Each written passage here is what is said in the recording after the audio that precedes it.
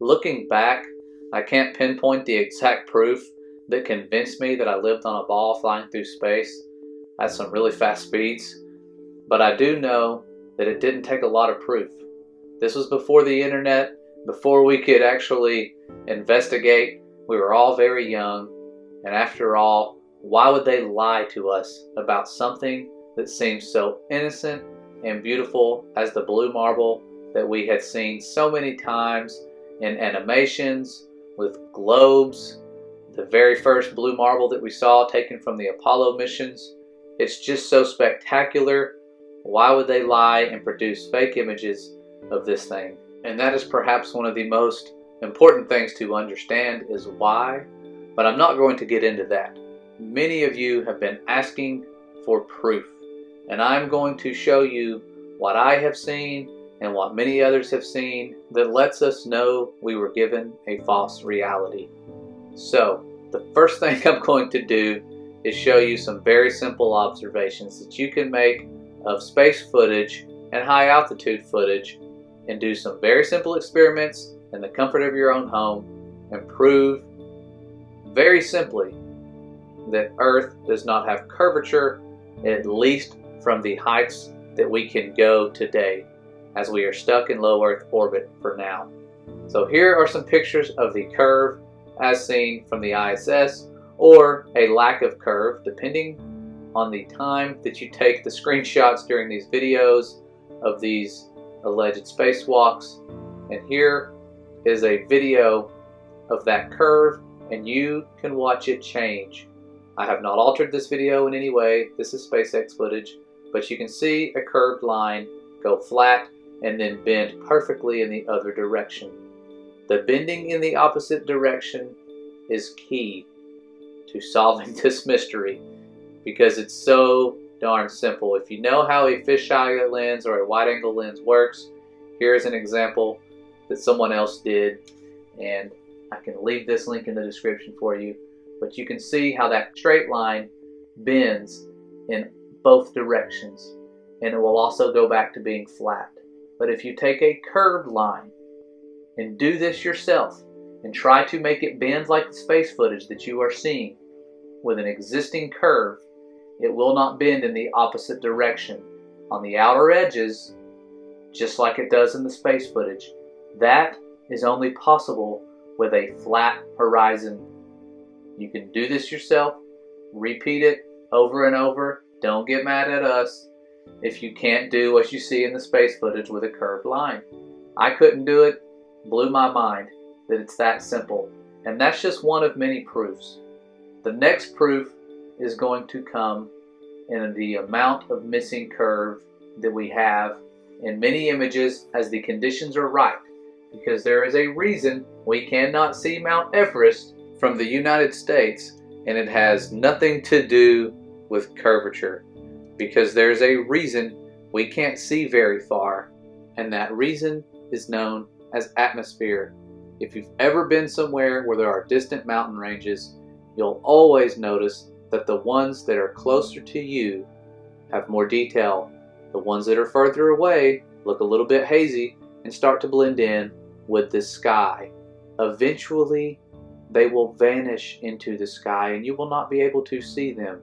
As you can see here, when I pan up above the tower, it looks like you're looking at the sky. You can't tell that's a mountain unless you have a frame of reference, something to compare it to, like the actual sky behind it. But things do get obscured by the atmosphere, and you can only see so far. We have limitations to our sight distance. That's what makes this a little more challenging, because not only does it hinder sight distance, atmosphere does a lot of other cool things. It acts like a lens, it magnifies, it causes curve to rise and fall as conditions change. This is known science. It's not something we're making up. There is actual observable evidence of this. You can watch time-lapse footage like the one here over this lake where the curve literally rises and falls, and you can also see the mountains in the background are dropping. That's what freaked me out when I looked into this, that there are some illusions that have to do with atmosphere, and I never knew that they existed to that scale and to that degree. But when you make repeated observations, you see some interesting things. Like this lighthouse. This was taken over a span of, I think, around 13 miles, where there should be a little bit of curve. Definitely a horizon blocking most, if not all, of the lighthouse you see here in the distance. But then the person came back and saw that the conditions had changed. It was a cooler climate that day, and the lighthouse, as well as the land below it, revealed that there was no curve on that particular day. And this rising and falling curve has everything to do with what's in our atmosphere, which just happens to be a lot of water. Well, sometimes it's a lot of water, but as you can see, when that water decreases, the magnification properties of the atmosphere also decrease. So there's some experiments you all can do that I'm going to share that I have done and many others have done, but the one you're seeing here was done by someone else over a flat surface, and they used a magnifying lens to see if they could replicate what we see when there's a lot of moisture in the air. And to their surprise, it actually did replicate exactly what you would see of a city skyline over a large body of water or a flat surface. And this property of our atmosphere, along with perspective, is why the sun will set as it circles above. That's one of the things that a lot of you ask, why can't you just zoom back in on the sun with your zoom cameras? And that's a really good question. But if you look here, you will see that the sun will set, and if you zoom in as far as you want with any zoom camera, you will not be able to bring back what has vanished and has a vanishing point. The light will also be filtered out. This is why it starts getting dark when the sun gets too far away, is because light is filtered out through the atmosphere and the water in the atmosphere. You can go scuba diving if you don't believe me. The deeper you go, the darker it gets. Even in crystal clear water, light is filtered out. Blue objects will turn pink as you bring them to depth. That's why the skyline or the horizon turns pink most often when there is a sunset with a lot of moisture present. You will see that pink horizon. It's beautiful, and it has to do with light being filtered out. So it's one of those properties of our atmosphere and perspective that make things seem like the sun is going beyond a curve, when in reality the great light, or the greater light to rule the day, is just circling above the earth. And you can see it circling above because some of you say it would be daylight all the time if that was the case. And there are places on earth where that is the case, where the sun just circles above you and you can see it as it goes around and above the earth. And if you get higher and higher, of course, there's going to be less atmosphere and you will be able to see further. And this brings us to our next proof, which is the long distance photograph, the world record long distance photograph for now. But the long distance photograph was taken over a great distance and from a great elevation. I'm going to include the elevation and show you the math according to the curve of the earth that we have been given, and show you that there is definitely missing curvature.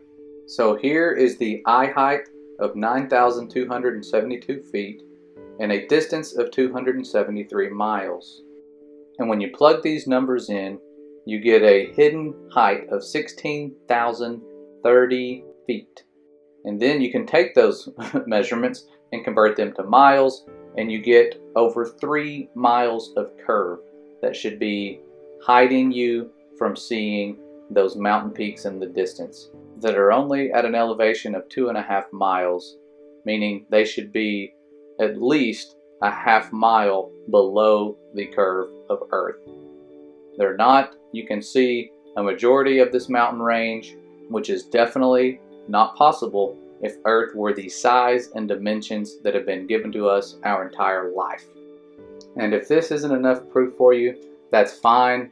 There has definitely been some greater long distance videos and photos taken since this moment in time, as people have found ways to modify their cameras and use unique lenses that allow them to see much further, especially when you get higher in elevation above the atmosphere.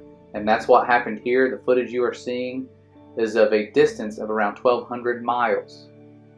That is over 600,000 feet of missing curve, which equates, when you do the math on the globe calculator from that height, to around 119 miles of missing curve. And you can see in the distance there's definitely more to that horizon. It just gets obscured and you can no longer see it because of the atmosphere filtering out that light. So spectacular proofs that prove beyond a shadow of a doubt that the Earth is not what we've been told. And yet, even looking at this, it's okay to be skeptical. But even with all of this proof, there's still something missing. What keeps us from falling off of this flat and motionless plane? That's a great question as well, and that is the firmament. I'm going to show you the firmament and what proof we have of it, because yes, we have seen it. It has been captured on video. It's a highly censored video that I put out the very first time that took off and was banned in the US, but I'm going to show it again, and just hopefully it'll stay around long enough to wake up more people. But this footage was taken at a height of about 70 miles. And like we have heard in the Bible, there are waters below the firmament. Didn't really know what that meant until I saw this footage. And it's also tied in to one of the lost books that mentions this phenomenon. It was the Book of Enoch, and it talked about stars rising up to become lightning and not losing their form. I thought this sounded crazy, but you can see it in real time as the stars will often light up and get really bright as these lightning sprites, which is a rare phenomenon or rarely captured phenomenon due to the fact that they are above the storms. You can see waves move across the firmament as these things shoot out of the firmament through the waters. It looks like fireworks shooting out of a lake turned upside down. It is something that many have ever seen with their own eyes in slow motion, because these things are very fast. You have to have special equipment and be above the storm to capture them. And these individuals, that's what they did. They flew above the storm and filmed what they thought was upper atmospheric lightning. They are well above the clouds. This is way above that, near 70 miles or so, we're told. Could be slightly higher, do not know. But these waves and the definite shape and structure of the firmament is seen when these things are happening. It is something that really changes you when you know what it is. It's proof that I can't deny that there is a firmament, and it's not just the atmosphere like we had thought. The Father spent the entire second day making this. It didn't take him an entire day to just make atmosphere. He made the expanse. The firmament, for all of us to see, is what the sun, moon, and stars are inside of, and it will help answer a lot of questions as to why we see certain things, like lunar eclipses, comets. All of these questions we've had can be answered. It just takes some digging, getting past all of the intense censorship, and having a mind that seeks truth.